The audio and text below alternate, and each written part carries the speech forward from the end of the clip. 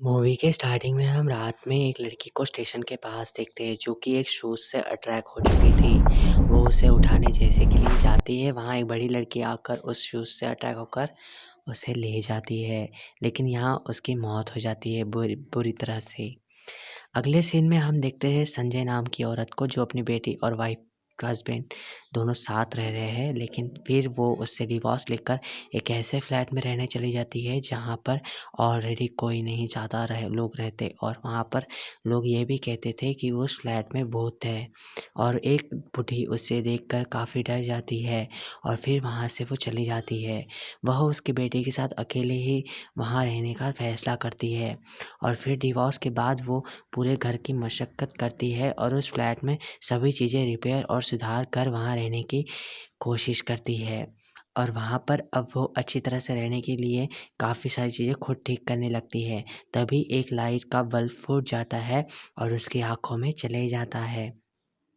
इसके बाद फिर वो एक डॉक्टर के पास जाती है और वहाँ पर ट्रीटमेंट करने के बाद हमें पता चलता है कि वो भी एक डॉक्टर है, और जहाँ पर वो भी आधी रात को एक स्टेशन से जा रही होती है, तभी उसे एक शूज़ दिखाई देते हैं, जिस शूज़ से वो भी अट्रैक्ट हो जाती है। लेकिन यहाँ पर वो देखती है कि ये शूज़ किसी के है या नहीं, और फिर वो उस शूज़ को उठा लेती है और अपने घर ले आती है। और ऑब्वियसली वो शूज़ इतने अट्रैक्टिव होते हैं कि वो भी उसे पहनकर ट्राई करती है। लेकिन जब वो पहनती है तो उसे अजीब-अजीब से ख़्याल आने लगते हैं, जैसे कि कोई डांसर डांस कर रही हो और एक बहुत रेड कलर की ड्रेस वाली लड़की उसे घूर रही हो। ये सब देखकर वो चकित रह जाती है और चौंक जाती है, लेकिन इन सब को इग्नोर करने के अलावा उसके पास कोई और चारा नहीं रहता। और उसकी लड़की भी यही शूज़ पहनने के लिए बात करती है, लेकिन वो उसके बेटी को इस शूज़ से पहनने को मना करती है। और अगले दिन वो यहाँ पर अपने क्लिनिक के पास जाती है जो कि अभी कंस्ट्रक्शन काम में चल रहा है, जहाँ उसे एक लड़का क्रिएट कर रहा है।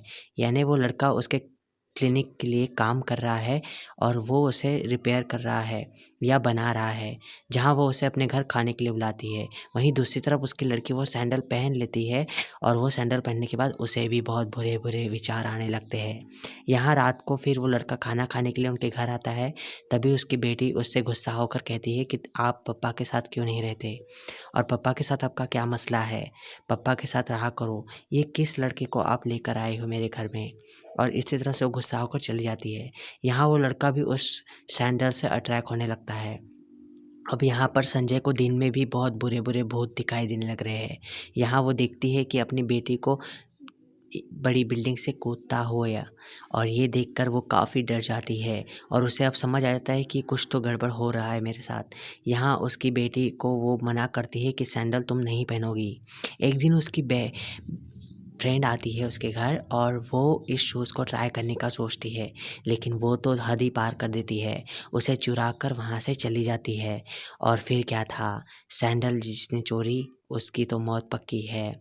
और यहाँ फिर उसके पीछे भी वो साया लग जाता है, और वो साया उसकी आँखों को सबसे पहले निकालता है, और उस साये से वो इतना बेचैन हो जाती है और उसे वो साया बहुत दूर काँच की तरफ फेंक देता है, और यहाँ पर फिर उसकी मौत पक्की हो जाती है। और फिर पोस्टमार्टम में पुलिस उसे अपने अंडर एस्ट में लेती है, तभी वहाँ पर वो शूज़ गायब हो जाते हैं।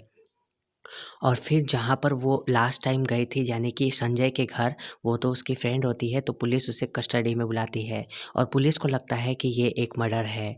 और जहाँ पर संजय देखती है कि वहाँ से शूज़ गायब हो चुके हैं और उसने भी ये शूज़ चोरी कर लिए थे। तो अब वो सभी चीज़ों को एनालाइज़ करके समझ जाती है कि उस शूज़ में कुछ तो भी गड़बड़ है। मैंने जब वो शूज़ पहने थे तब भी कुछ गड़बड़ लग रही थी मुझे। और ये सारे ख़यालात आने के बाद वो जाती है उस शूज़ को देखने के लिए, तो वहाँ उसकी बेटी उस शूज़ को पकड़कर ज़िद कर रही होती है, तो वो उसकी बेटी से वो छीन कर डस्टबिन में फेंक कर आती है। और फिर यहाँ पर डस्टबिन में फेंकने के बाद भी वो उसी शूज़ को वो पहना देखती है अपनी बेटी के पास, और उसकी बेटी पागलों की तरह हरकतें करती है, तभी वो बेहोश हो जाती है। और अगले सीन में उसे दोनों को भी हम हॉस्पिटल में देखते हैं, जहाँ उन्हें वो लड़का लेकर आया है, और उसी के हाथों में वो शूज़ भी दिखाई देते हैं। तभी वो लड़का कहता है कि मैंने भी इस शूज़ के बारे में देखा है, तो एक लड़की के हाथ में मैंने देखा था, ये काफ़ी पुरानी फ़ोटो मेरे हाथ लगी है। तो फिर वो उस शूज़ के बारे में रिसर्च करना शुरू कर देते हैं, और फिर उन्हें लगता है, और फिर संजय कहती है कि हाँ, मुझे पता है इस शूज़ के बारे में किसे पता होगा। जब भी उसे वो स्टार्टिंग में बूढ़ी औरत आई थी, जब वो फ्लैट पे रहने आई थी, तो बूढ़ी औरत उसे देखकर डर जाती थी। तो वो बूढ़ी उसे बताती है कि इस शूज़ के बारे में मैं जानती हूँ। एक गायकोन नाम की लड़की थी जो कि बहुत अच्छी डांसर थी। उससे एक लड़की जेलस थी, यानी एक लड़की उसकी जलन करती थी और वही लड़की उससे काफ़ी ज़्यादा जलती थी। उसी ने उसको एक दिन मारा है और ये मैंने खुद अपनी आँखों से देखा है। वो लड़की उससे बहुत जला करती थी और उस सैंडल को भी पाना चाहती थी। इसीलिए उसने एक दिन उसके दोस्त को फँसा लिया और गायकोन इसे देखकर बहुत सहम जाती है और गायकोन उसके फ्रेंड के साथ रहने लगती है। यानी कि वो जो डांसर थी उसकी फ्रेंड जो बॉय था उसके साथ वो रहती है और मिलती है। ये देखकर गायकोन सहम जाती है, लेकिन वो दोनों फ्रेंड मिलकर गायकोन को मार देते हैं, यानी कि उसका बॉयफ्रेंड और वो लड़की, और फिर उस दोनों को मारकर वो शादी कर लेते हैं। लेकिन यहाँ पर वो जो लड़की को जो सैंडल पसंद थी गायकोन की, वो पहनकर शादी में रहती है, लेकिन गायकोन उसे मार देती है। उन दोनों को मार देती है शादी के दौरान। और फिर यहाँ पर इसी तरह से इस कहानी का एंड होता है। फिर यहाँ पर संजय जो है उसके शूज़ को पता करने की कोशिश करती है कि कहाँ गायकोन को मारा गया था। उसके ढाँचे को साथ वो उसके सैंडल को दफ़न कर देती है और अब हमें पता चलता है कि संजय जो है उस लड़के को लाइक करती है जिस लड़के के साथ वो अभी तक मिला करती थी। फिर वो लड़के से मिलने जाती है, तब वो लड़का कहता है कि तुमने ही अपने पति का खून किया है। मुझे ये सब पता चल गया है। तुम्हारा और तुम्हारे पति का कोई डिवोर्स नहीं हुआ था और ये सारी बातें मुझे तुम्हारी बेटी ने बताई है। ये बातें सुनकर वो अपनी बेटी को भी मारने के लिए चली जाती है और बहुत गुस्सा भी होती है और बेटी को मारने ही लगती है, तभी उसकी बेटी भागकर रेलवे स्टेशन की तरफ भागने लगती है और संजय भी उसका पीछा करते-करते वहाँ पहुँच जाती है। फिर संजय को ऐसा लगता है कि मैं अपनी बेटी को नहीं मार रही, वो भूत गायकोन मार रहा है। फिर वो कहती है कि गायकोन को कि तुम हमें क्यों मार रही हो? गायकोन का भूत बहुत ही ज़्यादा डेंजरस होता है और फिर यहाँ पर वो उससे कहती है कि तुम हमें क्यों मारना चाहती हो?